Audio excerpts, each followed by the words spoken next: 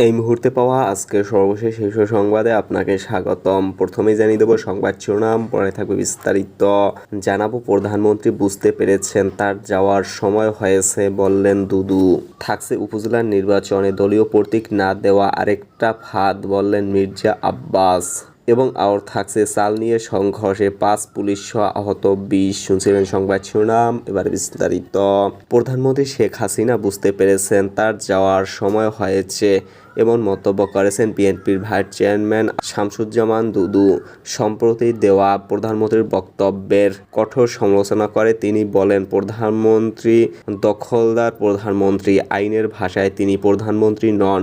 তিনি দাবি করছেন তাকে উৎখাত করা হবে, অর্থাৎ তিনি বুঝতে পেরেছেন তার যাওয়ার সময় হয়েছে। তিনি এটা বুঝতে পেরেছেন, ফিল করছেন তাকে এখন যেতে হবে। কখন কিভাবে যাবেন তিনি যদি নির্ধারণ করেন তাহলে বিষয়টি সহজ হবে। শনিবার 4 মে দুপুরে ঢাকা রিপোর্টার্স ইউনিটিতে বাংলাদেশ ইউথ ফোরাম আয়োজিত প্রতিবাদ সভায় এসব কথা বলেন তিনি। বিএনপির যুগ্ম মহাসচিব হাবিবুর নবী খান সোহেল এবং নির্বাহী কমিটির সদস্য হাবিবুর রশিদ হাবিব সহ কারাবন্দী সব নেতাকর্মীর মুক্তির দাবিতে এ প্রতিবাদ সভার আয়োজন করা হয়। প্রতিবাদ সভা প্রধান অতিথির বক্তব্যে শামসুজ্জামান দুদু বলেন, প্রধানমন্ত্রী পদত্যাগ করলে গত 15 বছরে যে জঞ্জাল, যে লুটপাট, যে নির্মমতা, সেটার অবসান ঘটবে। তাহলে তত্ত্বাবধায়ক সরকারের পথ সুগম হবে। একটা ভালো নির্বাচনের মধ্য দিয়ে যারা জনপ্রিয়, জনগণ যাদেরকে চায় তারা ক্ষমতায় নিয়ে আসবে। উপজেলা পরিষদ নির্বাচনে দলীয় প্রতীক না দেওয়াকে আরেকটা ফাঁদ বলে মন্তব্য করেছেন বিএনপির স্থায়ী কমিটির সদস্য মির্জা আব্বাস। বর্তমান সরকারের উদ্দেশ্যে তিনি বলেন, ফাঁদ পেতেছিলেন বিএনপিকে নির্বাচনে নেবেন, কিন্তু বিএনপি নির্বাচন প্রত্যাখ্যান করেছে।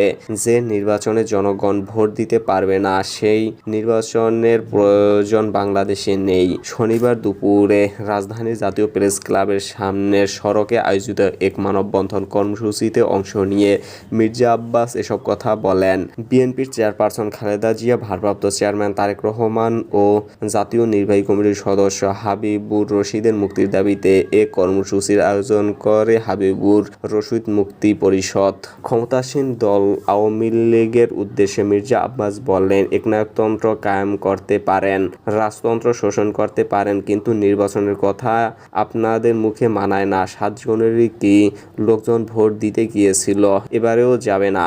চাঁদপুর সদর উপজেলার 10 নং লক্ষ্মীপুর ইউনিয়নে দফায় দফায় সংঘর্ষে 5 পুলিশ সহ 20 জন আহত হয়েছেন। শুক্রবার রাতে ইউনিয়ন পরিষদ কার্যালয়ের সামনে ও বহরিয়া বাজারে এ সংঘর্ষের ঘটনা ঘটে। সরকারি বরাদ্দ জাটকা রক্ষা কর্মসূচির অনিয়ম কেন্দ্র করে চেয়ারম্যান গ্রুপ ও জেলে গ্রুপের মধ্যে সংঘর্ষ হয়। এতে চাঁদপুর সদর মডেল থানার মকবুল হোসেন নামে এক এসআই জখম ও 5 পুলিশ সহ 20 জন আহত হওয়ার খবর পাওয়া গেছে।